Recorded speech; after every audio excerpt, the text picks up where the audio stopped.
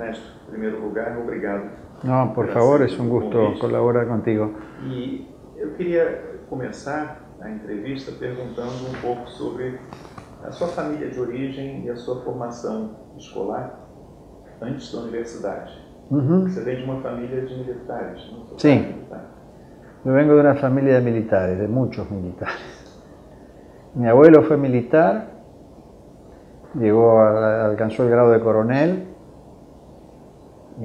participó de algunos sucesos muy importantes de la historia argentina, por ejemplo siendo teniente primero de lo que nosotros llamamos la Revolución del Parque, que ocurre en 1890, que casi como que constituye, es el punto de partida para la constitución de un sistema político, podríamos decir más o menos moderno, adecuado a los tiempos. Tuvo 4 hijos varones y otras tantas mujeres, 3 de los cuales fueron militares también, uno de ellos mi padre, que fue el menor de los 3 militares, de los 3 que fueron militares. Así que sí, he vivido por el costado de mi familia paterna en vinculación muy estrecha con los militares, con las familias militares, en fin,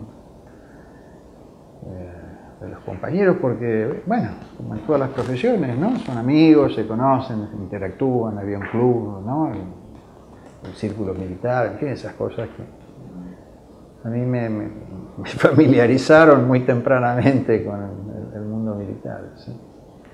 Mi educación fue toda en la escuela pública, como era en aquellas épocas, porque no había otra forma. Yo cursé mi escuela primaria, mi secundaria y la universidad en instituciones públicas.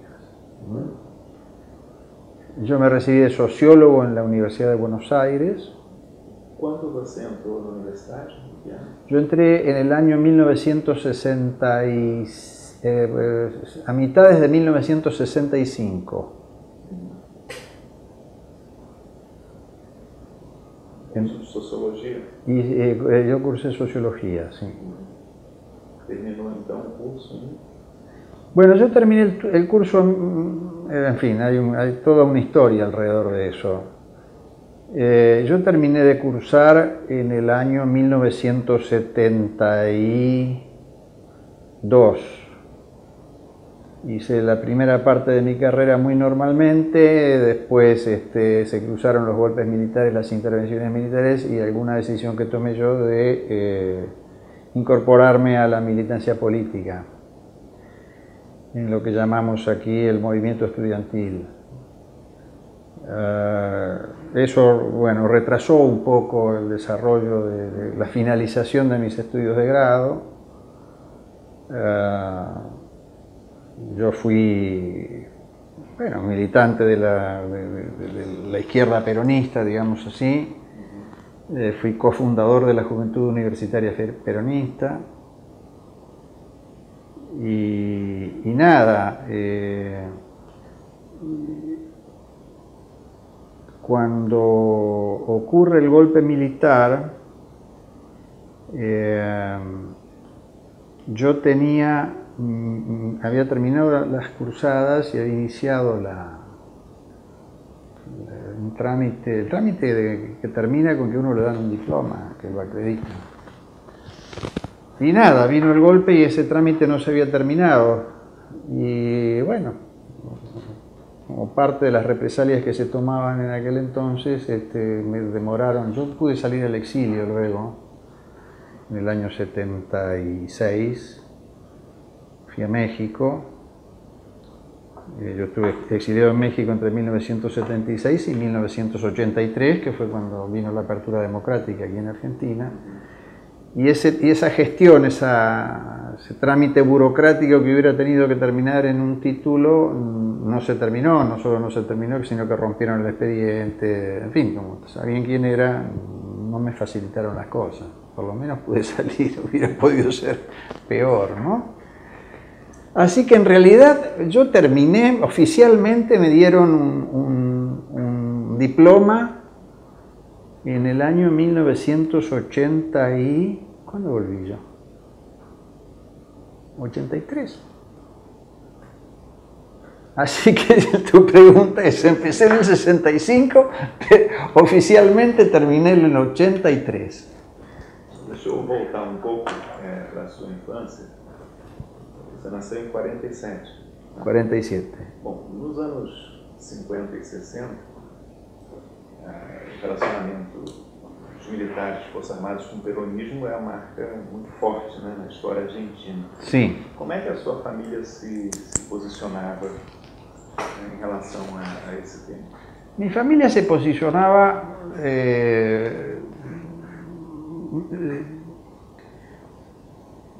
en mi familia fueron mayoritariamente radicales. Hablo de la familia de mi padre, de la Unión Cívica Radical, por aquel abuelo mío, padre de ellos, que había sido revolucionario en 1890. De esa revolución, como consecuencia de esa revolución, casi inmediatamente surge la creación de la Unión Cívica Radical, que primero se constituye como Unión Cívica y rápidamente luego pone dos alas, la Unión Cívica Nacional, que encabezaba Mitre, Bartolomé Mitre, que fue presidente de la República, y el ala radical que encabezaba en aquellos años Leandro Alem y posteriormente su sobrino Hipólito Yrigoyen. El punto es que el radicalismo se parte en los años 60, se divide en dos, y el costado de mi padre y la mayoría de la familia quedó junto con Arturo Frondizi, que fue presidente, que encabezaba la Unión Cívica Radical Intransigente, y la otra se llamaba Unión Cívica Radical del Pueblo. Y desde el radicalismo intransigente, mi padre por lo menos va haciendo un tránsito hacia el peronismo en términos de simpatías políticas. De todos modos, mi padre fue un hombre en el ejército que se preocupó mucho más siempre por la institucionalidad profesional del ejército y por su propio desarrollo como profesional.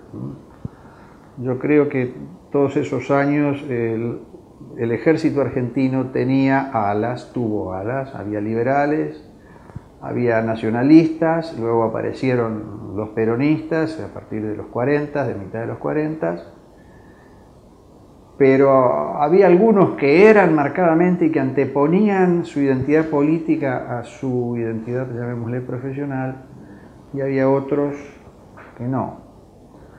A estos últimos yo los denomino profesionalistas en algunos trabajos que he hecho, porque a pesar de que tenían iban y votaban o no, porque a lo mejor todavía no les permitían votar, pero tenían sus simpatías políticas, pero no anteponían la simpatía política a la vida profesional. Mi padre era uno de estos últimos, con sus simpatías, hasta que, comienza una evolución y termina también peronista, pero ya retirado. ¿Él va a ser presidente del CEMIDA? Va a ser presidente del CEMIDA, el Centro de Militares de la Democracia Argentina, que se fundó en el año 1984, digamos el primer año de gobierno de Alfonsín. Alfonsín asumió en diciembre de 1983 y a lo largo del 84 se llevaron gestiones para constituir un grupo de militares que estaban dispuestos a apoyar el proceso democrático. Como hemos conversado alguna vez, lo reitero ahora, la transición argentina fue una transición por colapso. A raíz de la guerra de Malvinas se desestructuró el régimen militar y entonces la transición fue muy abrupta, muy inesperada, y por lo tanto bastante inestable. Entonces la existencia de un grupo que apoyase, de militares, que apoyase la democracia y la transición y el gobierno de Alfonsín específicamente, era una novedad, ¿no? En alguna medida replicaba a la Unión de Militares Democráticos de España, ¿no? Los llamados húmedos. Sí, mi padre finalmente transita al peronismo. Agora, na sua juventude, sendo a família majoritariamente radical, por que você se envolveu, como você se envolveu com a militância na izquierda peronista? Bueno, porque esos años fueron de mucha redefinición y hubo una fuerte peronización en las capas medias en Argentina, en las capas medias urbanas, de las ciudades grandes, ¿no? Y esto incluyó a los jóvenes, muchísimos jóvenes nos hicimos peronistas, pero muchísimos. Porque habíamos pasado además un montón de años con el peronismo prohibido, Perón proscripto, sin posibilidad de participación electoral, había venido un fracaso detrás de otro, tanto de civiles en una primera fase, cuanto de militares que después dieron un golpe para quedarse a ver si conseguían, mediante un gobierno autoritario, dictatorial, que se extendiera en el tiempo, regenerar condiciones para que la Argentina se reequilibrase en términos de equilibrios políticos sin conseguirlo. Todo eso cierra en el 73 con la elección, el retorno de Perón a la Argentina y la elección de ese año. Entonces yo, en fin, me vi envuelto en esa ola como tantos jóvenes y otras tantas personas, ¿no? Mas a sua politização ocorreu na universidade ou antes? ¿O no colegio? No, no, en la universidad. En la universidad, sí. E qual era na época, se você lembra, a sua percepção desse processo político?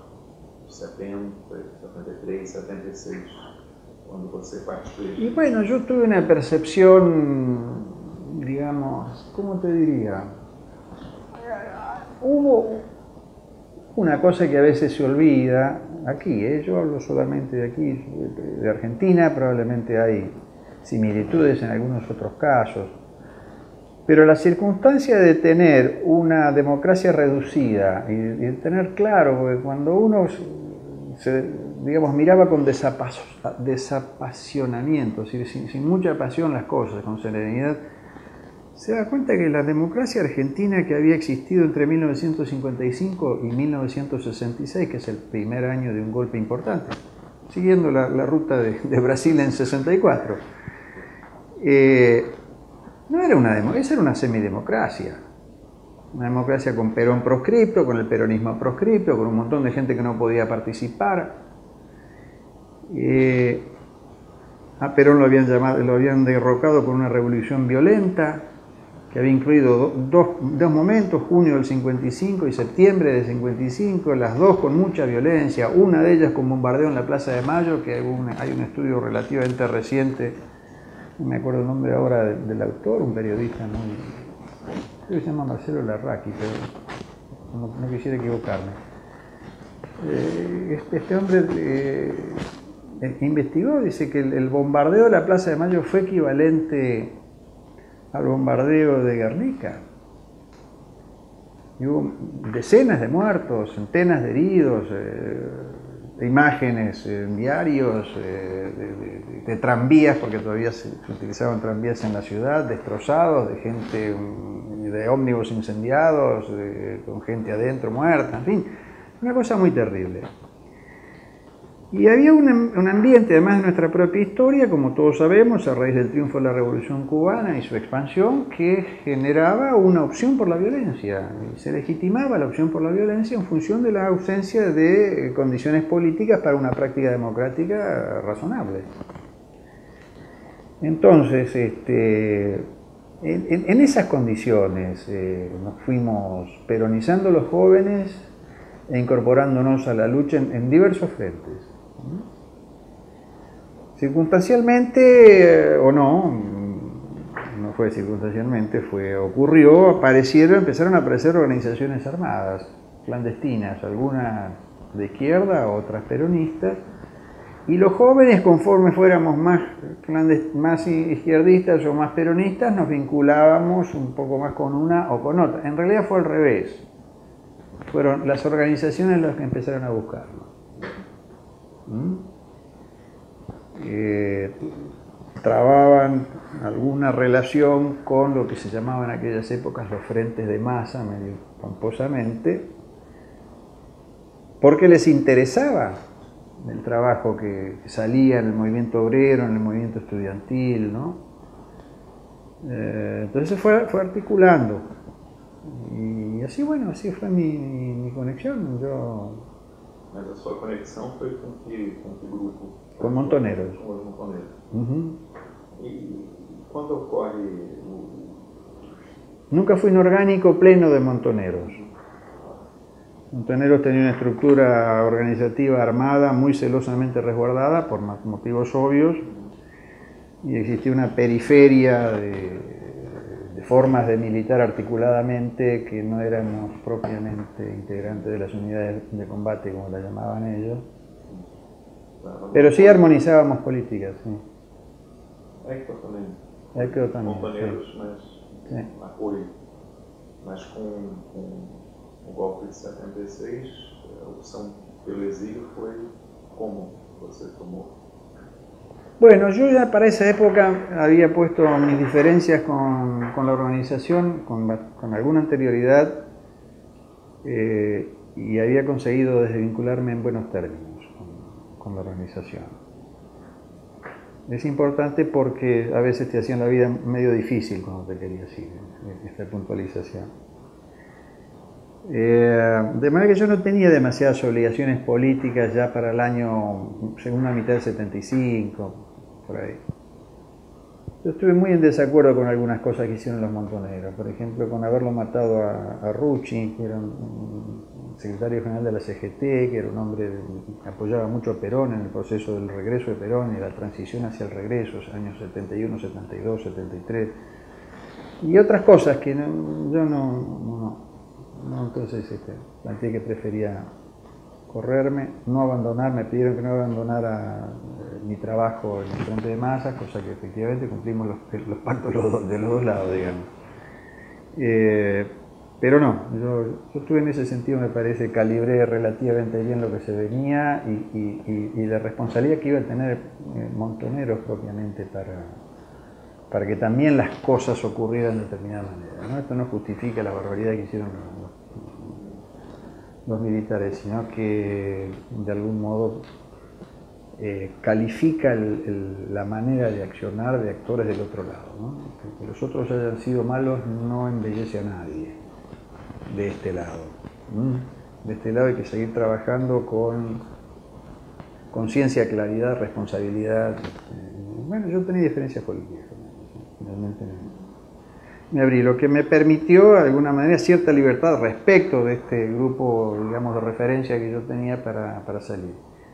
Y aproveché algún momento, en el año 76, en que las condiciones medio que se aligeraron, creo que con este propósito. Había habido una intervención en la Universidad del Sur, yo estaba trabajando en la Universidad de Buenos Aires ya, en la ciudad de Bahía Blanca, quinto cuerpo de ejército. Ahí había habido una especie de racia, de detención masiva de profesores, de estudiantes. Y medio los que estábamos en las otras universidades dijimos, bueno, esto es lo que va a venir aquí. Y empezamos a pensar en irnos. Y en algún momento hubo como un respiro que dieron. Yo, por ejemplo, tramité mi pasaporte normalmente en la sede de la Policía Federal, porque se ve que habían bajado a propósito la presión. Así que conseguí hacer mi pasaporte, el de mi esposa, el de nuestros hijos, y nos fuimos para México. Pudimos salir por Ezeiza normalmente, no tuve la travesía de Héctor, que fue infernal. Mas você já saiu com a perspectiva de ficar no México muito tempo? Y yo sabía que sabíamos que salíamos, y el drama del exilio. Nunca, la cosa más difícil, más pesada de sobrellevar en el exilio es que no tiene final. Porque nunca sabes cuándo te vas a volver. En algún momento te enterás, que se murió Franco, y entonces los españoles que estuvieron aquí, en México, en otros lugares, que pasaban los años contando cuánto le faltaba para irse a Franco. La anécdota dice que se les acortaba el dedo de tanto pasar. Esa es una de las cosas más difíciles del exilio. No tenés final y no tenés posibilidad de retorno, porque si no, no sería exilio. Quando seu pai ainda estava no serviço ativo, quando houve o golpe? No, ya no. Ya estaba retirado. Sí.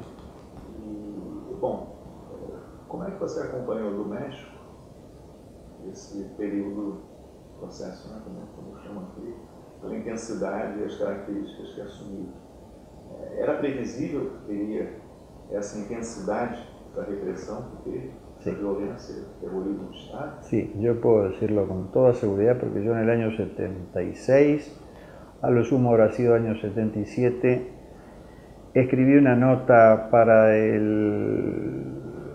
una revista de actualidad, de opinión, que salía junto con el diario Excelsior. No me puedo acordar cómo se llama la revista en este momento. Si consulto los papeles me voy a acordar, pero si por ahí te lo doy después para no interrumpir esto. Me pidieron un artículo precisamente sobre lo que estaba pasando en Argentina con las desapariciones y qué sé yo. Y yo creo que pinté un cuadro que cada vez que repaso cada tanto, sí, vuelvo sigue teniendo una actualidad extraordinaria lo que escribí en esa época. Yo digo en ese momento que lo que estaban haciendo era un trabajo por el terror de lobotizar, ¿sabes qué? Son esas operaciones de cerebro que te dejan medio lelo. Y lo que se trataba era de lobotizar la conciencia popular a través del terror. Y creo que fue así, que creo que uno de los principales objetivos de esa política de terror fue... Mas você mencionou antes que nas Forças Armadas havia os mais profissionais, os mais politizados, sejam radicais, peronistas. Como é que você interpreta o que aconteceu com as Forças Armadas nesse período? Bueno, pero lo que pasa es que eso se fue perdiendo, ¿no? A los peronistas los purgaron todos, prácticamente a todos en el año 55, después de la caída de Perón. Purgaron un montón, más de 1000 oficiales de un cuerpo de oficial de 6000. Esto yo lo trabajo en un libro que se llama Seguridad Nacional y Sedición Militar, que es un trabajo que he hecho yo sobre el desarrollo de la doctrina de la seguridad nacional en Argentina. En la Argentina coincide el desarrollo de la seguridad nacional con la necesidad que tienen los que han dado el golpe del 55 para reponer un orden económico y político liberal de neutralizar al peronismo que era mayoritario en las Fuerzas Armadas. Entonces se dan una política de expulsión de los oficiales peronistas y de sustitución de la doctrina de la defensa nacional, que era la que había alimentado al ejército o a las Fuerzas Armadas peronistas, por la doctrina de la seguridad nacional. A lo cual trajeron un equipo de profesores franceses que trabajó en la Escuela Superior de Guerra, etc. Es una cosa compleja, pero no tanto, pero que tiene esas dos finalidades. La sustitución doctrinaria de la doctrina de la defensa nacional por la de la seguridad nacional para garantizarse un ejército no peronista, por decirlo así rápidamente, y por otro lado la purga de los oficiales peronistas. Hubo una purga muy grande de 1000 oficiales más o menos, y luego la administración de los que quedaban, que fueron quedando de a poco en el camino. La purga quiere decir que los pasaron a retiro a todos. Y lo otro fue que le fueron coartando el desarrollo profesional, y se fueron de mayor, de teniente coronel, o de coronel incluso. Entonces ya para la época de la que estamos hablando, el peronismo era de oficiales retirados o de gente que se había enganchado más tarde, como mi padre, ¿no? Entonces no había tanta, había como cierta homogeneidad. Además los militares mismos se ocuparon de purgar también, de sacarse de encima a los activos que no pensaban como ellos. Lo más representativo de esto fue la salida de 33 oficiales en activo, uno de los cuales es Luis Tibiletti, que no estaban consustanciados, casi textual esto, en la decisión de sacarlos, de retirarlos del ejército, incluso en algunos casos darlos de baja, no estar consustanciados con los objetivos del proceso. Entonces se los sacaron de encima, pero no eran tantos, eran 33. Tampoco es un número significativo, quiere decir que no quedaban tantos ya. Así que... A experiência do exílio, você trabalhou em quê no México? Como é que você... Yo llegué a México y me incorporé a trabajar en la Facultad Latinoamericana de Ciencias Sociales, Flaxo, México. Ahí trabajé inicialmente con Juan Carlos Portantiero y también con el director de entonces de Flaxo, que era un boliviano que murió ya pobre, bueno, Juan Carlos también, se llama René Zabaleta Mercado. Y ahí, bueno, me enseñé lo que yo sabía, sociología, teoría sociológica, trabajé mucho con Juan Carlos en ese sentido, aprendí mucho con él. Y entré como ayudante de docencia e investigación de Juan Carlos Portantiero y después fui haciendo una carrera propia, digamos así. Cuando volví, yo ya era un profesor de planta internacional en Flaxo. En México empecé a estudiar los militares, casi como para mí y para un grupo de exiliados interesados en estos temas. Quais eram as fontes para estudar os militares na época? Nada, era muy poco. Junté algunos, había muy pocos trabajos en aquella época con relación a la Argentina, muy poquitos, se contaban con la mano. Os trabalhos clássicos são do Potash, né? Potash e do... Potash, en términos de Potash más que Ruquier es como un poco más posterior. No teníamos tanto conocimiento de Ruquier en el exilio mexicano, por lo menos. Sí, Potash, un trabajo más bien de historia política del ejército argentino. Diría, bueno, la verdad que me parece muy bueno el trabajo. Con sus sesgos, por supuesto, todos los tenemos, ¿no? Y había algunos trabajos, qué sé yo, había un trabajo de un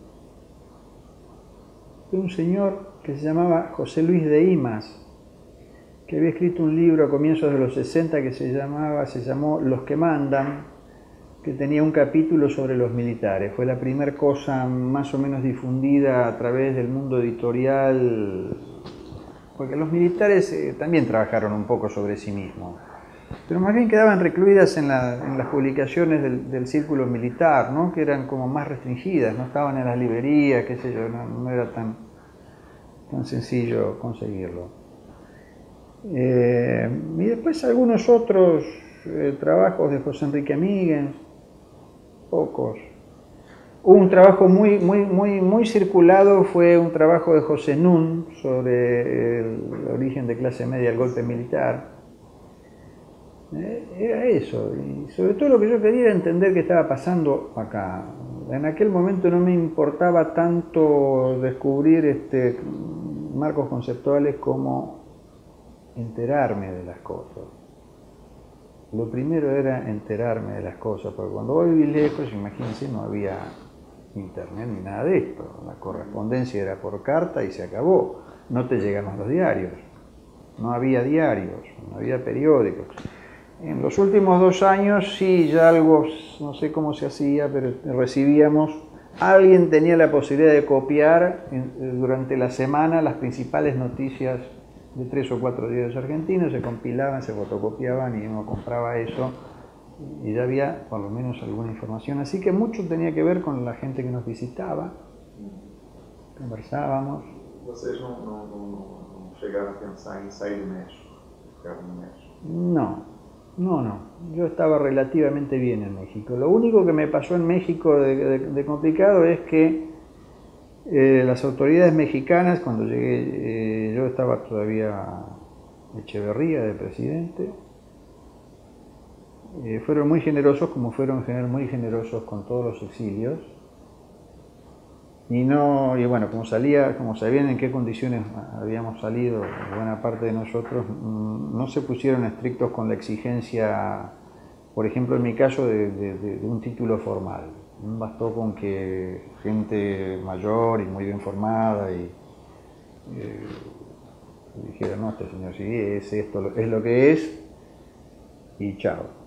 No tuve problemas en ese sentido. Lo que sí no me aceptaron, nunca pude, fue completar mis estudios de posgrado, porque sin mi título oficial no me hicieron, y no hubo forma, no me querían anotar. Lo entiendo perfectamente. Pero nada, mi momento de formarme en posgrado fue ese, y no pude, la verdad, me quedé sin esa alternativa. Bom, e aí vem a Guerra das Malvinas. Ahí viene la Guerra de las Malvinas. transição por colapso. Sí, pero antes viene algo. Cataldo se corta. Sí, si no hay problema. Ahí va. Porque yo tengo un antecedente que vale la pena mencionar antes de la guerra. Porque además de las visitas de mi padre, que cuando yo no podía volver, viajaba mi padre, a veces mi madre también. Mi madre era medio fóbica a los aviones, así que no se subía tan fácil. Y también viajaban algunos amigos. Entonces uno tenía un flujo de información, de algún libro que traía.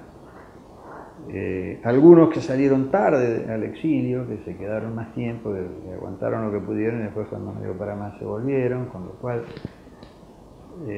yo fui armando una manera de pensar estas cosas. Y empecé a publicar algunos artículos sobre lo que pasaba en Argentina, cómo eran las movidas de los militares argentinos. ¿Te acordás que hubo un golpe dentro del golpe, que Videla lo deja como sustituto en una transición normal a la brasileña, a un general que se llamaba Viola, pero Viola le dieron un golpe, fue un golpe dentro del golpe, lo de Viola lo sacaron, entonces ahí entró un poco más abiertamente la política, los diarios informaron un poco más. Yo hilaba cosas, me traían o que iba pescando, ¿no? De alguna manera o de otra. La cuestión es que hice algunas publicaciones en una revista de exilio que se llamaba Controversia, una revista del exilio en México, y un buen día me vinieron a ver dos queridos amigos, ambos ya muertos, que trabajaban en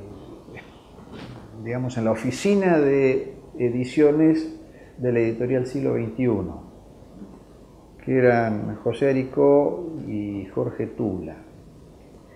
Ambos habían Siglo había comprado los derechos para la edición en español del Diccionario de Política de Bobbio y Mattiucci, que así se llamó en las primeras ediciones, después se lo incorporó Pascuino, que en las primeras ediciones, por lo menos en español, aparecía como coordinador general o alguna cosa así del diccionario. Y a raíz de lo que yo había publicado, por un lado, en relación a los militares y por otro lado, alguna lectura de lo que nos había pasado, la peripecia que nos había llevado al exilio, la derrota política en la Argentina y qué sé yo vinculaba mucho a la teoría de la dependencia y a algunas rigideces en la interpretación de algunas cosas. Finalmente me piden que escriba 3 entradas para el diccionario, para la versión española del diccionario de Bobbio y Mattiucci. Fueron cepalismo, desarrollismo. Yo había trabajado, me interesaba. Yo siempre trabajé tratando de articular economía y política. Siempre tuve un ojo y sigo teniendo un ojo puesto en la economía, ¿no? Y la tercera entrada fue militarismo latinoamericano. Yo escribí militarismo, esa entrada en el año 1981, antes de la guerra. ¿Cómo hice? Ya no sé. Tendría que mirar, ver cuáles fueron mis fuentes. Yo tenía algunas cosas, la biblioteca de Flaxo era buena, las bibliotecas mexicanas eran buenas, ¿no? También, uno podía buscar ahí, encontraba muchísimo. No me acuerdo bien cómo fue, pero la verdad que escribí esa cosa, que la verdad que, nada, para mí fue un premio inesperado, una especie de... Yo era muy joven todavía, no entendía por qué Tula y Aricó me habían ido a buscar. Creo que terminé de caer un poco más tarde de lo que había significado para mí escribir eso y publicarlo en esa publicación, que después tomó un vuelo impresionante también, ¿no? Entonces sí podemos llegar al 82. Guerras Malvinas y o fim da ditadura. ¿Cómo se acompañó de México? Bueno, con la expectativa obvia que generó en toda América Latina.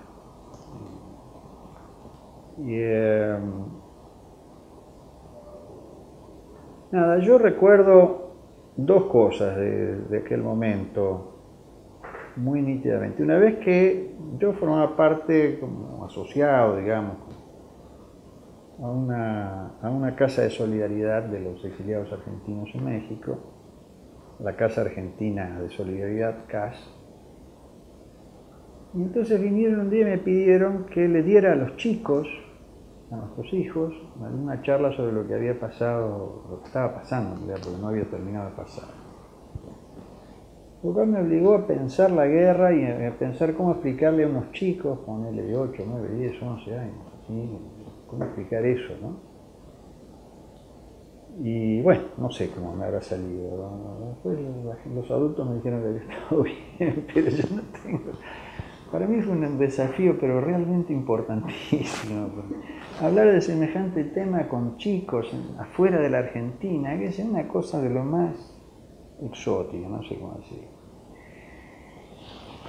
Y después ya sobre el final de la guerra, cuando ya se veía que todo se venía abajo, bueno, obviamente se hacían encuentros, mesas redondas, que sea una mesa redonda donde teníamos que decir, bueno, qué pensábamos que iba a pasar.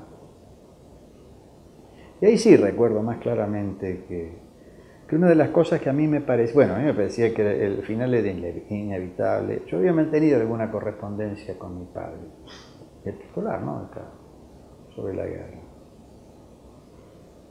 Y yo le decía de entrada, le dije, mira, me parece que lo único que se puede hacer es negociar la derrota.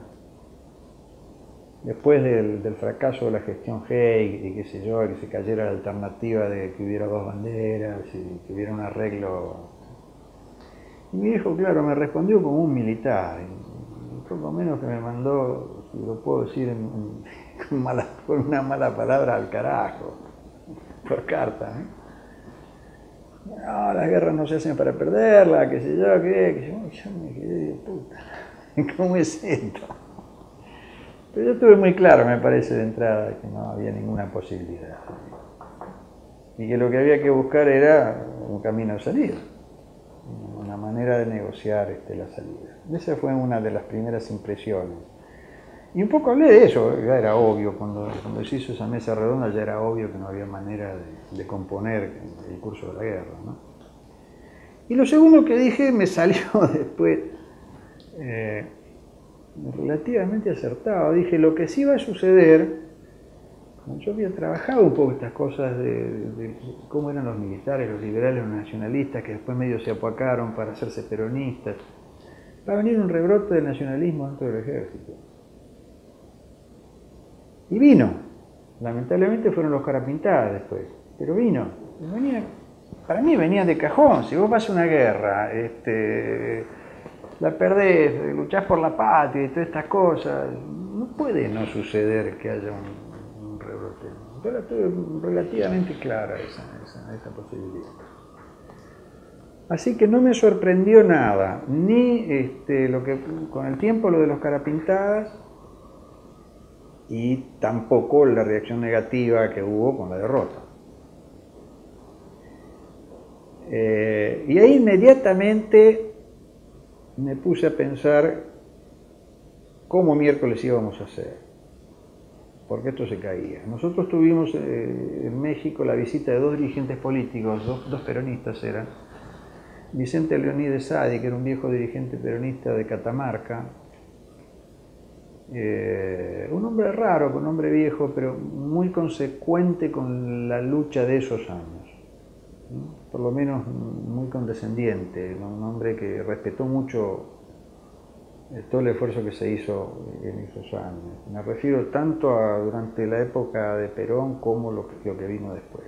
De Perón en el sentido del gobierno de Perón de 73-76. Y otro, un joven diplomático de apellido Vázquez, que había sido vicecanciller de Cámpora. Venía con un discurso complejo, difícil de articular para ellos, pero ellos, claro, los habían mandado como representantes del gobierno argentino militar.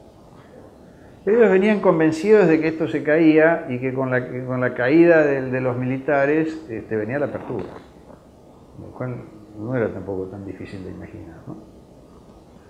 Así que entre eso, un viaje que yo hice,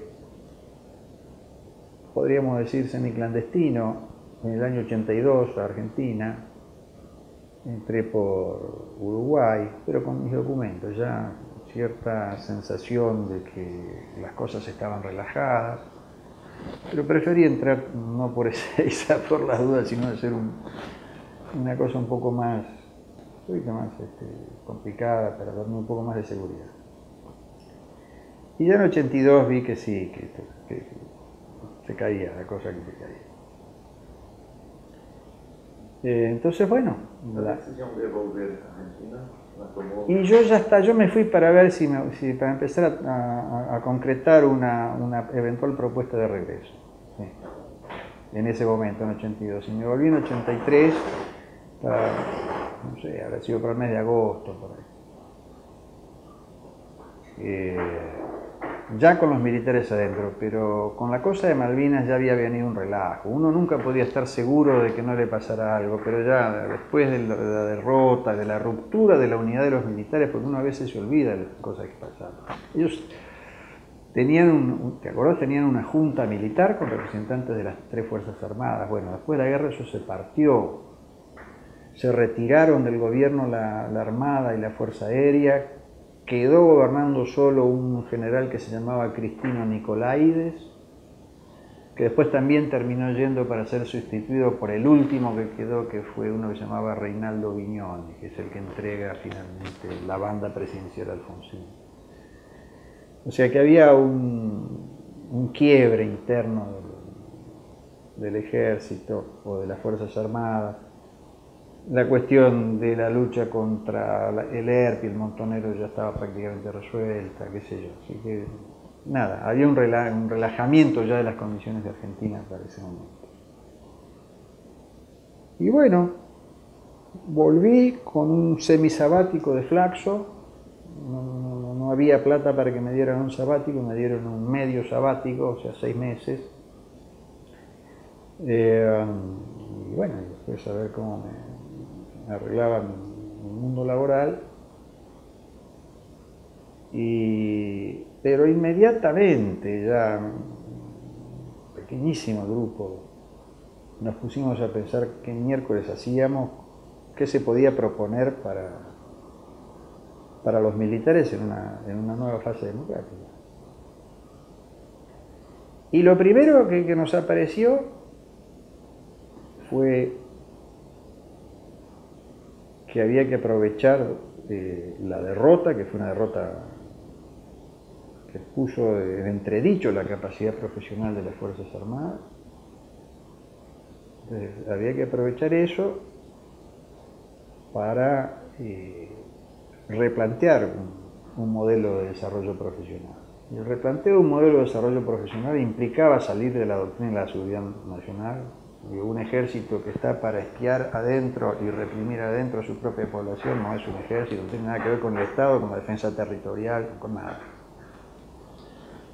Y bueno, empezamos a trabajar, armamos una asociación que se llamó AIFAS, Asociación Argentina de Investigaciones sobre Fuerzas Armadas y Sociedad. Yo había armado un pequeño grupo de trabajo en Flaxo sobre Fuerzas Armadas y Sociedad,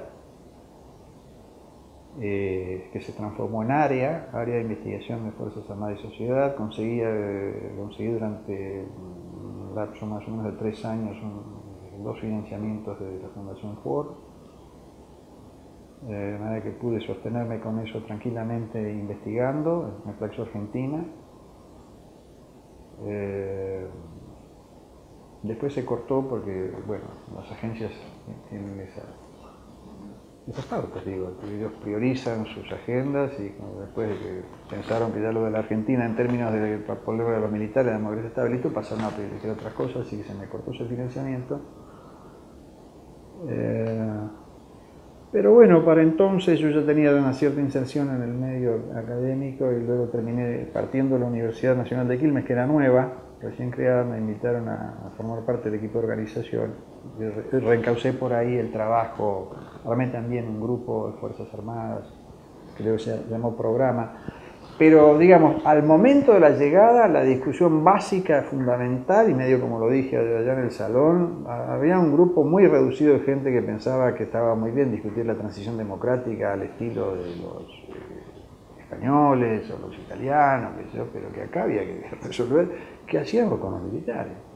Más estrictamente dicho, qué hacíamos con los milicos, forma un poco peyorativa de nombrarlos, ¿no? Y ahí fue que aparece la idea de trabajar la defensa, de trabajar una modificación en la doctrina, de volver a la profesionalidad. Ahí yo me cruzo rápidamente, no, yo ya me había cruzado con Huntington en el exilio. con Huntington, con el trabajo de Huntington sobre el control objetivo, el control subjetivo, The Soldier and the State. Y conocía las concepciones de Huntington. Solo que, claro, como veníamos digamos, en unas circunstancias, por una parte medio inesperadas y tan inestables y tan exigentes, no tuve tiempo en ese momento de conceptualizar. Me metí a trabajar, sí, con ese marco. Además, ese libro estaba en la biblioteca de mi padre. Yo lo tenía registrado, ese libro, así que fui derechito y lo saqué cuando llegué. Porque la versión en español, la primera edición en español que hay la hizo el Círculo Militar Argentino en el año 62, 63, por ahí. La primera versión original en inglés es en el año 1957. Y en español salió ahí muy rápido, ¿no? Diría yo. No sé quién pudo haber pensado dentro del ejército argentino y de la comisión directiva del Círculo Militar que ese libro debía ser editado. Me parece todavía casi un milagro, ¿no? No tiene nada en contra de lo que hubiera sido el universo de los militares argentinos de aquella época, pero estaban mucho más preocupados por el peligro comunista, por la subversión y esas cosas que por andar viendo el control civil subjetivo, el objetivo, volver a los militares estériles y neutrales, que si políticamente estériles y neutrales, todas esas cosas de Huntington. Qual era o espaço que havia no meio acadêmico argentino da época desse visto décadas depois? Era reduzido?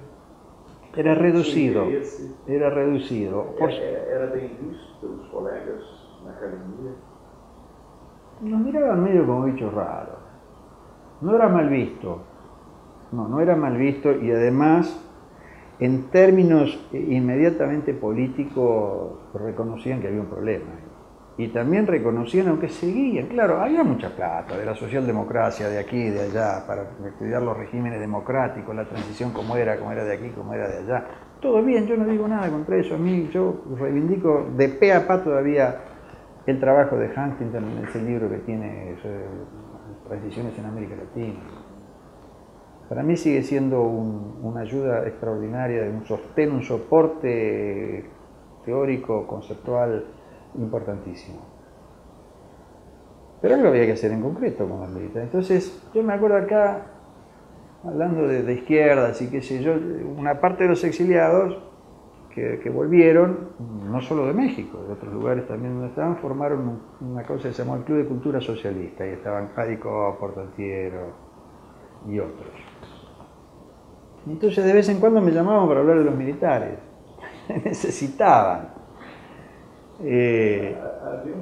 Pero no le daban pelota, la que dábamos bola éramos gente más joven y más interesada por realidades más urgentes, diría. En general peronistas, por otro lado. Havia um problema a lidar, uma questão militar. ¿No? La cuestión militar. ¿Qué hacer con los militares? Efectivamente.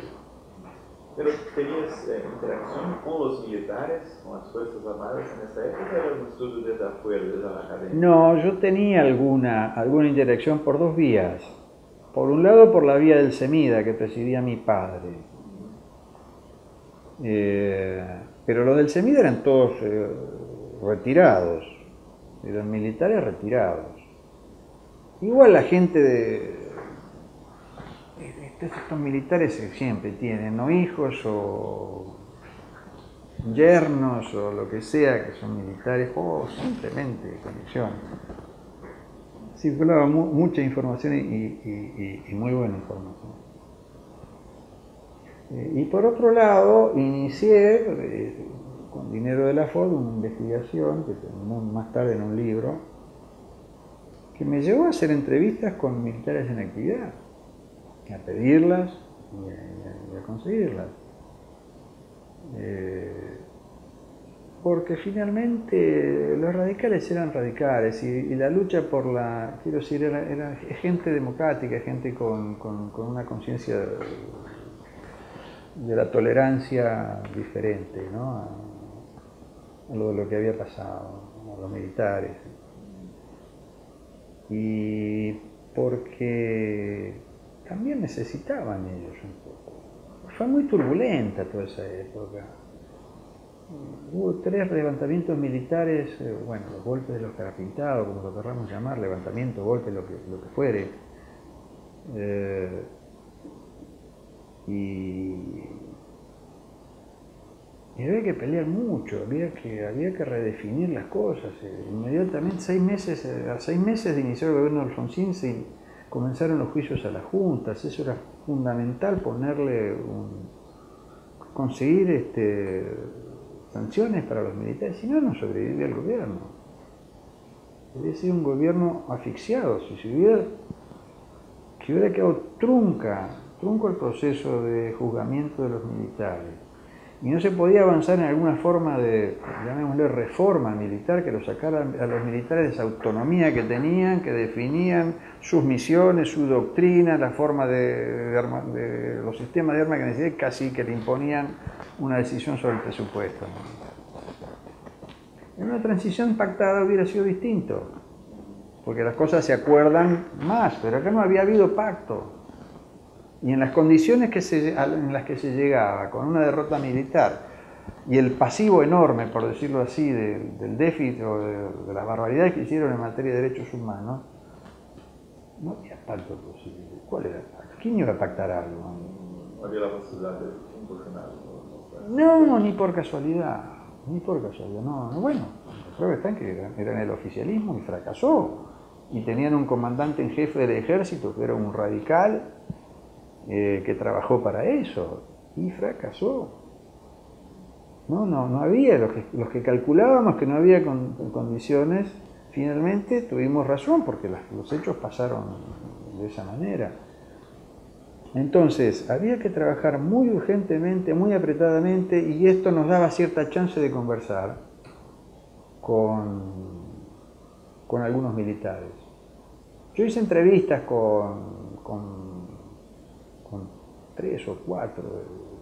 No alcancé a hablar con Ríos Ereñú, no me interesaba tampoco, yo tenía mucho rechazo con él. Ríos Ereñú fue el comandante en jefe del ejército con el que empezaron, no, había otros antes. Bueno, pero fue uno con los que concluye en todo caso el fenómeno Carapintada en el periodo de Alfonsín.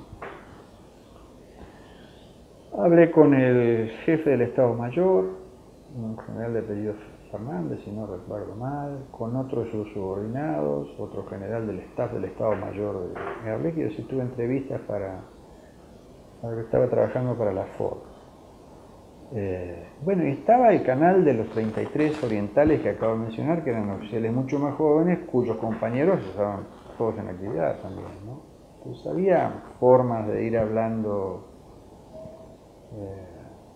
con los propios oficiales en activo, ¿no?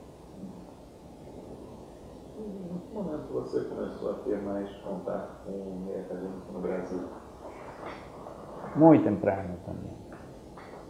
Yo, si no recuerdo mal, fue en el año 1985, en un primer viaje que hizo Eliezer a la Argentina. ¿No lo conocía? No lo conocía entonces. Él vino, no sé, conectado con quién. ¿Había creado el núcleo de estudios? Yo creo que ya estaba creado el núcleo de estudios estratégicos, sí. Después yo fui a Campinas también. ¿Pero te visitó acá? Creo que nos vimos. Él vino interesado ahora me estoy acordando más del vínculo, él vino interesado por ver cómo funcionaba el CEMIDA. Y yo creo que ahí fue que hicimos un enganche. Después fui yo a Campinas también. Y nada, y así empezó, es una especie de ir y venir, que en general teníamos razones académicas para ir, para hacer alguna cosa. Además nos interesaba. Si no había algo lo inventábamos, porque nos interesaba ver qué pasaba de un lado y del otro. Era para nosotros muy importante estar bien informados. Y se fue armando, esas cosas que se van armando. Un día, yo me acuerdo un día cuando lo conocí a Héctor, yo estaba en Campinas, había ido para hacer algo en el núcleo, y bueno, apareció en el estacionamiento, ahí cerca del edificio, de Héctor Santiago. Me dice, mira, yo soy argentino, estoy acá, qué sé yo qué. Bueno, inmediatamente nos caímos bien, somos muy amigos todavía hoy, ¿no? Sí se fueron tejiendo un poco las cosas. Yo además había armado, cuando salí ya para Quilmes, no sé de qué año estamos hablando, será comienzo de los 90 ya en este caso, ¿no? Ya había terminado mi relación con Flaxo, había pasado a la Universidad del Centro en Tandil, y luego termino en Lanús, en Quilmes, perdón, año 92, por ahí. Y yo rehice así como había armado un área de investigaciones sobre Fuerzas Armadas y Sociedad, rehice lo que primero fue un grupo de investigación sobre Fuerzas Armadas y Sociedad, y después un programa de investigaciones sobre Fuerzas Armadas y Sociedad, PIFAS, que lo sostuve hasta que salí en misión diplomática al exterior, en 2005.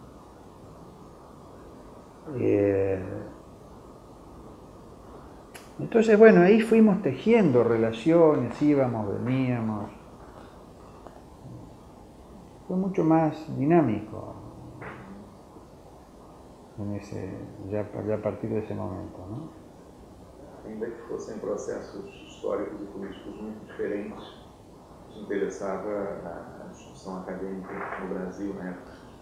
Sí, a mí me interesaba mucho, yo era muy consciente de que nosotros, por el asunto de la transición, por colapso, éramos como la oveja negra de la manada, y me interesaba ver cómo funcionaba en Brasil especialmente.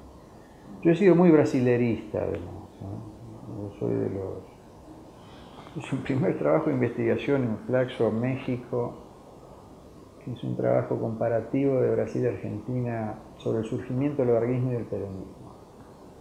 Yo tengo cierta, no sé, a mí me gusta mucho la historia brasilera, me parece tan distinta a la de toda América Latina, por otro lado, con su emperador y la prolongación del régimen hasta el 89 y todo. Es otra historia, qué sé yo, y la Casa Grande y la Senzala. Yo tengo un enganche muy especial con eso. Me parece que hay una historia a terminar de comprender todavía hoy, digo, ¿no? Pero era para mí muy desafiante tratar de entenderlo en aquellos años. Agora, depois de ter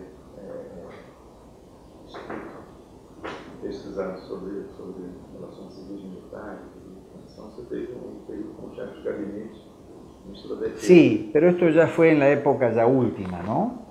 2003 o 2005. Sí, con el gobierno de Néstor Kirchner, sí.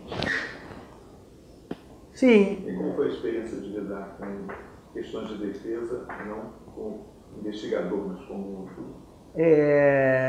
Bueno, lo primero que te tengo que decir es que fue corta. Un año y medio. Sí, 1 año y medio más o menos. Porque no fuimos el primer equipo que llegó al ministerio. El único que quedó del primer equipo que llegó al ministerio fue el ministro. El ministro se llama José Pampuro, y entró con un equipo, es decir, con un secretario de Asuntos Militares en los hechos el viceministro, con un jefe de gabinete, bueno, esas dos posiciones que son básicas, de gente que no... Ni él, Pampuro es médico y había sido secretario general de la presidencia durante la presidencia de Eduardo. Un hombre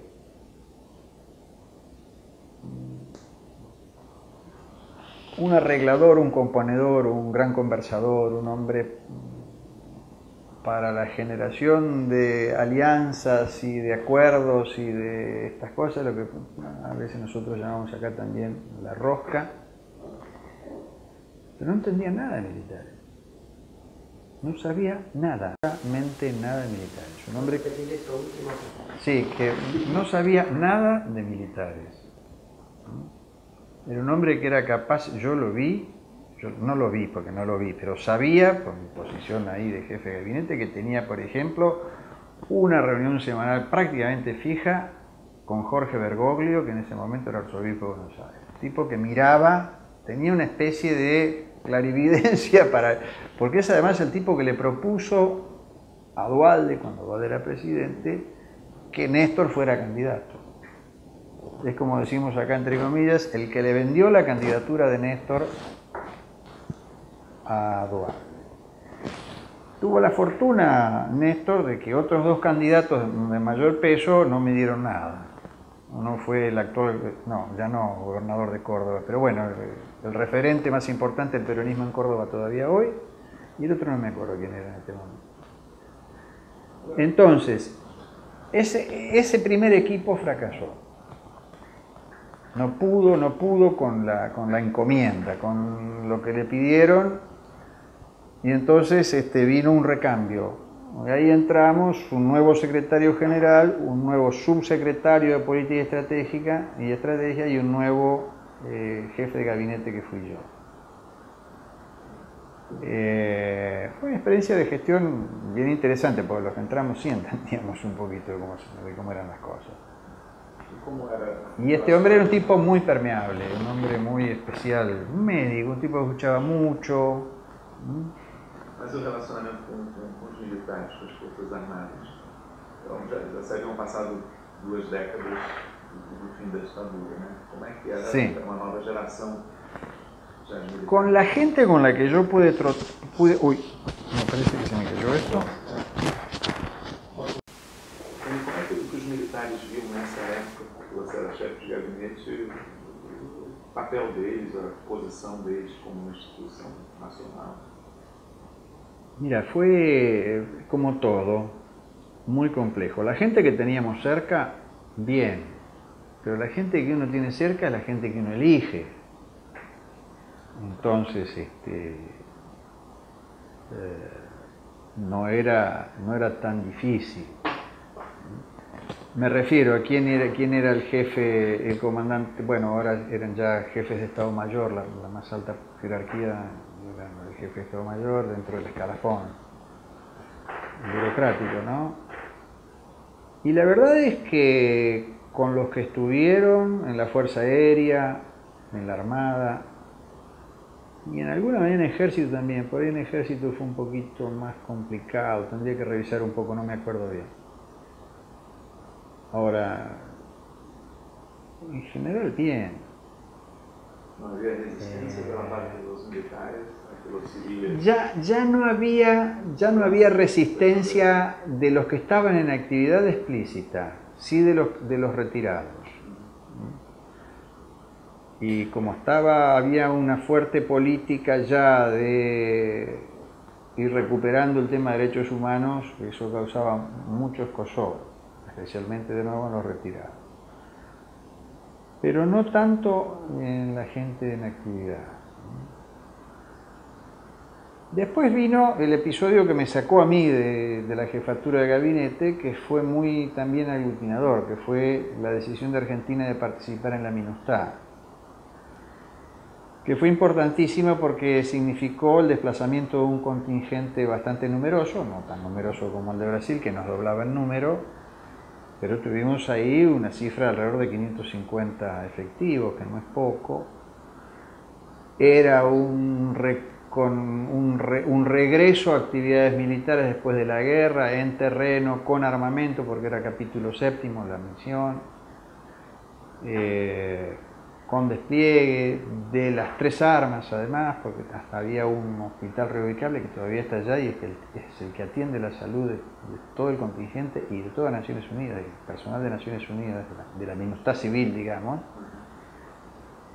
y algunos helicópteros, y había gente de la Infantería Marina también, de la Marina, había gente del ejército. Entonces era un conglomerado, y encima interoperando con Brasil, con Chile. O sea que fue una experiencia para ellos muy importante. Y todo eso nos ayudó un poco a mejorar, a tener, porque yo pasé una Navidad antes de viajar después de embajador a Haití, ¿no? ¿Fue como embajador? Yo antes de ir como embajador pasé unas Navidades con Pampuro, con el ministro, con el primer contingente. Bueno, todo eso acerca, ¿viste? Todo eso genera buenas ondas, buenas vibras. Se volvía una actividad que no era andar persiguiendo con nacionales. Eso fue muy interesante. Siempre me acuerdo del relato que hacía el general Heleno de cuando llegó un seleccionado de fútbol a jugar contra un equipo también, un seleccionado de fútbol haitiano. Pobre Heleno, dice que pasó prácticamente los peores momentos de su vida porque tenía un trayecto a cubrir entre el aeropuerto y la cancha de fútbol. La idea era que los jugadores llegaban, se subían a un bus o dos, no sé, el número de buses que necesitaban, y se iban directamente a la cancha. Y tenía que tener, garantizando la seguridad de todo el desplazamiento. Y los haitianos son los tipos más infantiles e indisciplinados del mundo. Entonces aparecían al lado, se metían en la carretera, iban en motitos o en bicicletas. El tipo los tenía que parar y alejar y no podía. No él, porque tenía el dispositivo que había armado, tenía que darle seguridad.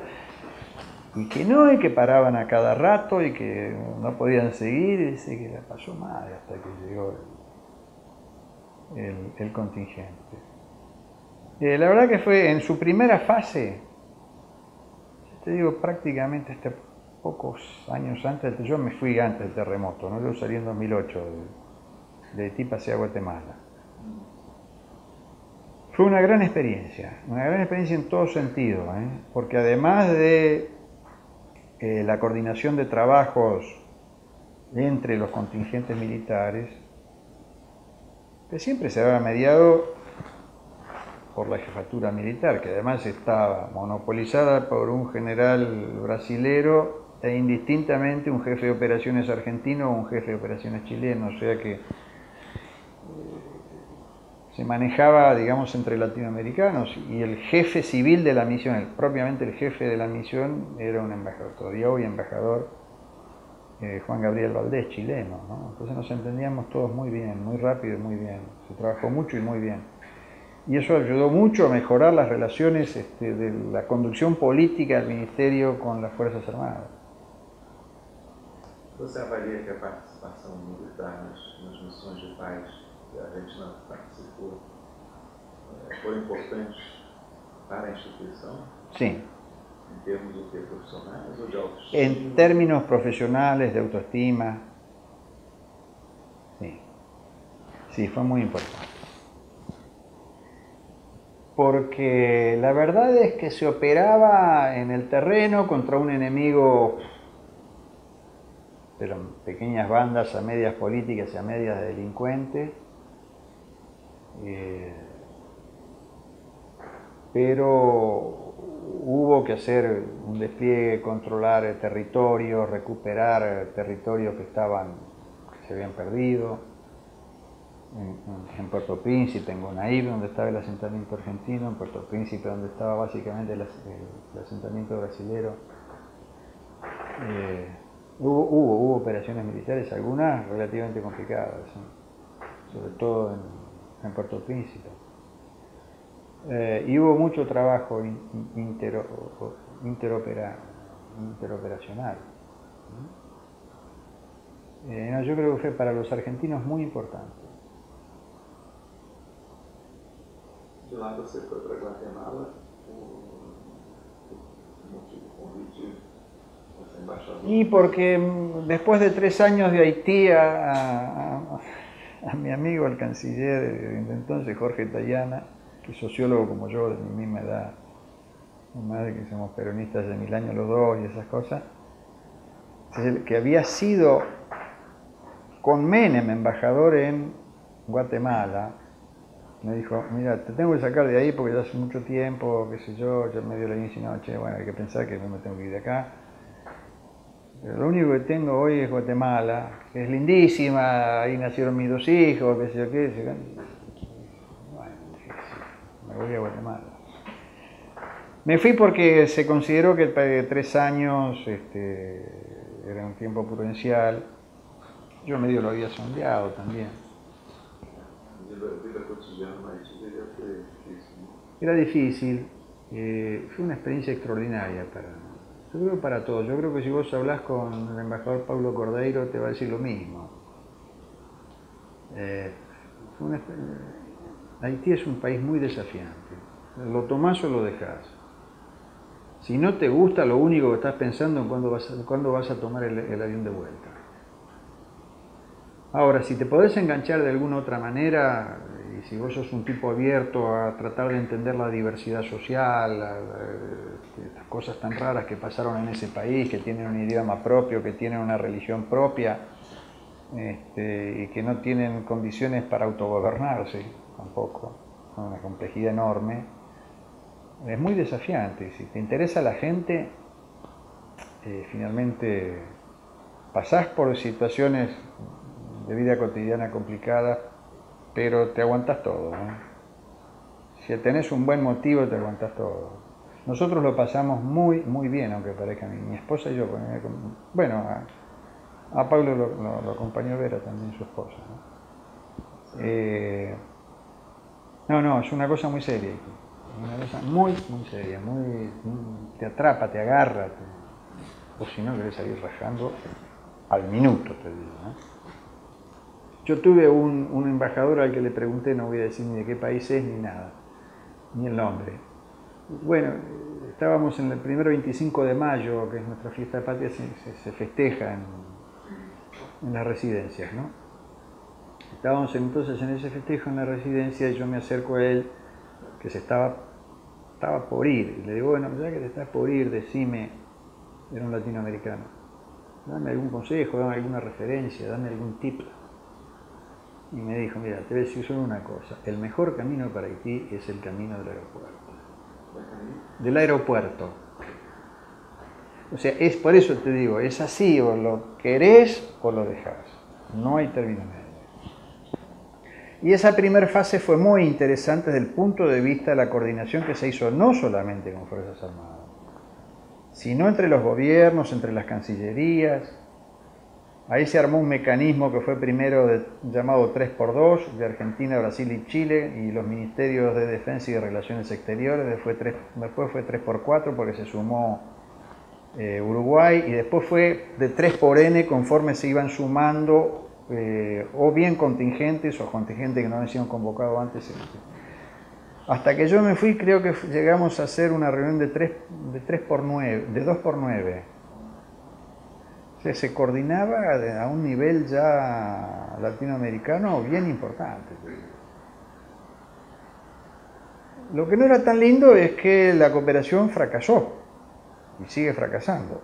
Y eso habrá que revisarlo alguna vez bien y a fondo. Pero no la cooperación militar, la cooperación para el desarrollo, ¿no? Pero esa es otra discusión, no tiene nada que ver con esto. En Guatemala a vida fue más tranquila. En Guatemala la vida fue más tranquila hasta por ahí nomás. Guatemala es otro país también, que lo amás o te vas. Lo que pasa es que Guatemala tiene una estructura urbana mucho más desarrollada que Haití y tiene lugares lindísimos. Entonces vos tenés un turismo de fin de semana, este país chico, tenés un turismo de fin de semana espectacular. Entonces todo eso ayuda. Pero es una sociedad partida, es una sociedad que todavía tiene el 47% de su población indígena, muy maltratada, muy acorralada, cada vez más corrida hacia los lugares más apartados, donde todavía hay bosque, foresta, donde pueden abrir un claro en la selva o en el monte y ponerse a cultivar algo hasta que venga alguno que cultive el caucho y lo saque de nuevo. Una cosa y con mucha resistencia, porque hay una historia de resistencia indígena importante y con mucha masacre vinculada a la represión a las guerrillas en su momento. Que terminó después con un acuerdo de paz, pero que nada, más bien fue un arreglo entre dos partes muy diferentes, muy debilitada una que era la guerrilla y muy fortalecida el ejército. Y la matanza un poco siguió. La prueba está de tan difícil la cosa que hace un par de años, antes de que terminara el mandato, la movilización popular terminó con el gobierno de quien era el presidente con el que yo estuve probablemente más tiempo. Bueno, no, estuve más o menos la mitad de tiempo con uno que terminaba y la mitad de tiempo con el otro, que terminó volteado por el Congreso, pero a raíz de las movilizaciones populares, que empezó por la caída de su vicepresidenta y luego la caída de él, que le acusaba de corrupción y de crímenes, y que es una cosa muy... No, era muy difícil convivir con eso. Muy difícil. Había una comisión ahí, la CICIG, la Comisión Internacional contra la Impunidad en Guatemala, convenida por Naciones Unidas y un gobierno anterior de Guatemala que hizo un trabajo extraordinario. Pero la vivían presionando, hay mucha cosa mucho procedimiento extrajudicial todo el tiempo. La vida no vale nada en Guatemala. Se compra por 5.000 pesos. Es terrible. Você voltou em 2014? Sim. No final. Sí. Voltou para Quilmes. Yo volví para Quilmes, efectivamente. Volví para Quilmes. Pero como yo ya estaba cumplido con mi edad y todo esto, me jubilé. O sea, bueno, presenté mis papeles y esperé el tiempo que corre hasta que te dan la jubilación. Y elegí un régimen jubilatorio que te permite seguir desarrollando actividades académicas, de docencia, de investigación, esas cosas. Normalmente por otros regímenes te jubilás y te jubilás, no puedes hacer otra cosa. Este te permite esas cosas, ganas un poco menos con la jubilación, pero te permite conservar estas actividades. Yo elegí esto, lo cual me llevó, una vez jubilado, yo era profesor concursado de la categoría más alta, categoría 1 del programa incentivo de investigación nacional también, bueno. Una vez jubilado, ya. Pero los amigos de Quilmes tuvieron la gentileza de proponerme que me quedara como profesor consulto. Entonces me quedé como consulto en Quilmes, donde hago algunas cosas todavía, y amparado por mi jubilación, digamos, me fui a trabajar a Lanús, donde me invitaron a dirigir un instituto de investigación, un instituto que se llama Instituto de Problemas Nacionales. Y bueno, en eso estoy. Até agora. Sí. E, Ernesto, para terminar a minha entrevista, hoje em dia, como é que você vê, por um lado, a situação das Forças Armadas na Argentina, pensando nas preocupações que se tinha com o novo papel na sociedade democrática e tal, como é que se adequou com isso? Em segundo lugar, pesquisas sobre militares na Argentina, qual é o espaço acadêmico, o que é que se tem produzido, pouco ou bastante? A mí me parecen dos cosas. Bueno, vamos por partes. La situación de las Fuerzas Armadas y la defensa en general argentina está muy mal, porque ha habido un deterioro continuado de la asignación presupuestaria. Esto es así. Yo no podría decírtelo con precisión, pero te diría que desde mediados de la gestión de Alfonsín en adelante, la curva de participación de la función defensa en el presupuesto ha ido cayendo. En algún momento por ahí repunta un poco, pero es una curva, la pendiente, el promedio de la pendiente es inequívoco. Y esto ha llevado a que las tres Fuerzas Armadas queden muy desamparadas desde el punto de vista del equipamiento con que cuentan para hacer lo que saben hacer y aquello para lo que están. O sea, aquella vieja discusión que teníamos, que nos llevó mucho esfuerzo y mucho enfrentamiento, por otro lado, de reprofesionalizar a las Fuerzas Armadas, se nos arruina, o se nos arruinó, no sé ya en qué tiempo verbal conjugarlo, porque la falta de presupuesto ha terminado, ¿cómo te diría?, neutralizando, esterilizando, no hay ya capacidad de respuesta para el combate. El año pasado, el brigadier Montenegro, el padre Germán, no sé si vos lo alcanzaste a conocer a Germán, sí, creo que es el dueño de esta oficina. ¿Vos sos de acá? No, nada de vida. No. Hizo una pequeña nota para algún periódico, no sé si para La Nación, ¿okay? Porque se desactivaron los últimos aviones supersónicos que teníamos, no me acuerdo si son los Etendard o ¿cómo se llama?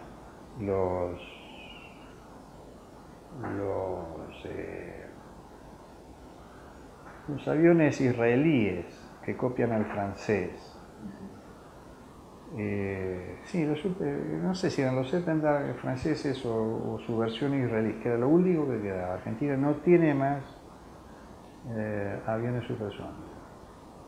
Hace 1000 años que no navega, tuvo 7 años parado el buque que iba, el rompehielos Irizar, que iba a hacer la campaña antártica. Dicen que esta campaña recién ya va a estar arreglado para salir. Y así es todo, ¿no?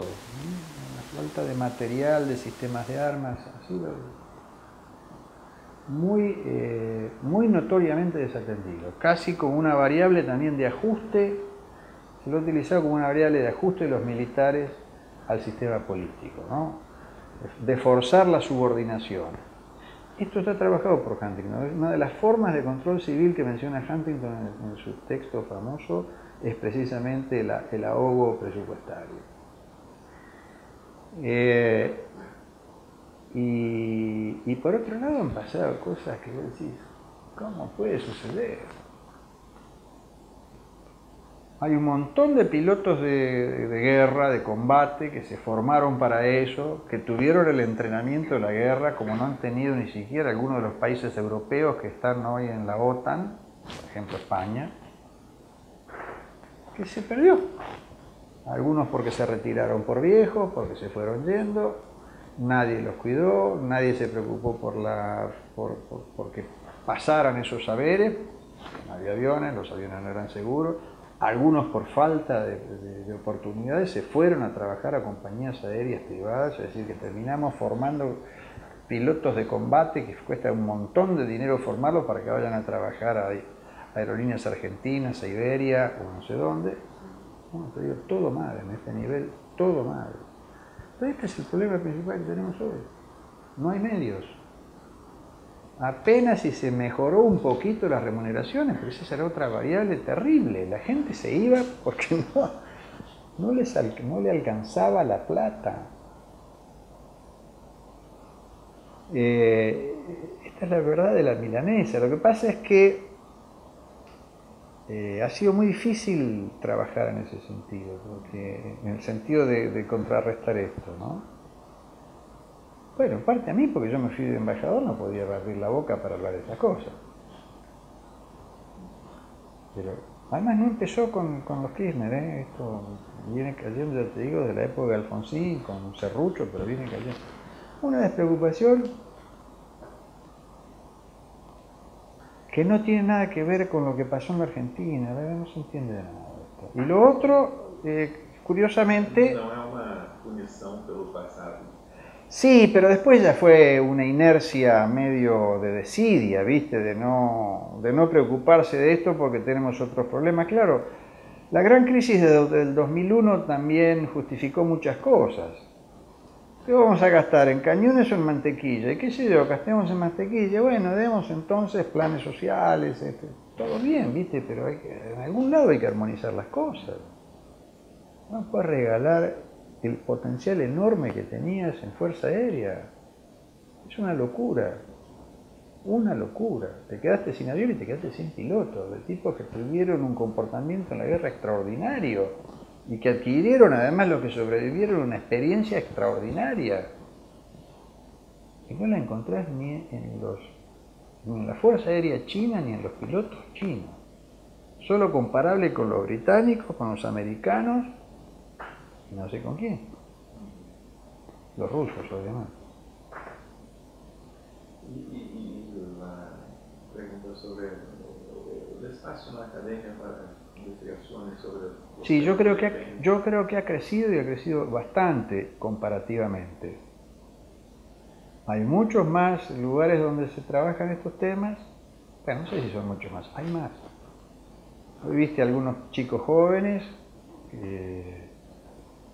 o sea que hay una segunda generación, una camada de chicos de 40, ponele, o para abajo, que están trabajando, que han sido funcionarios, ahí te dijo uno, Luciano, en el Ministerio de Defensa, que siguen siéndolo, bueno, ahora creo que está en seguridad.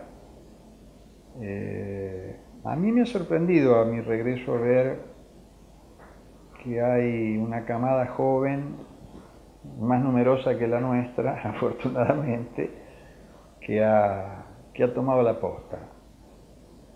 No es para tirar manteca al techo, somos siempre pocos en este terreno, pero más y bien formados, todos ya así, sin vuelta, con su maestría, su doctorado, o en vías de tenerlo. Sí, se ha trabajado mucho en los temas que vos mencionabas también. Algunos en temas de defensa directamente, otros temas de educación con mucho detalle, ¿no? Ya, ¿no?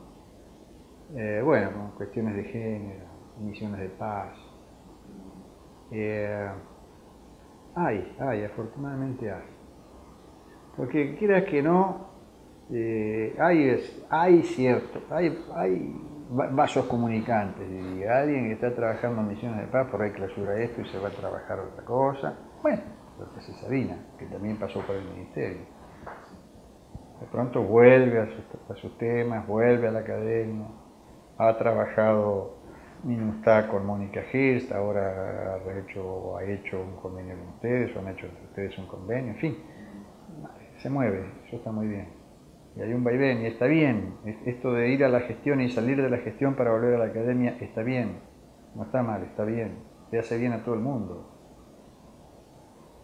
O sea, nos hace bien a lo que nos hacemos, le hace bien a la academia y le hace bien al Estado también. Debería ser un modelo a repetir.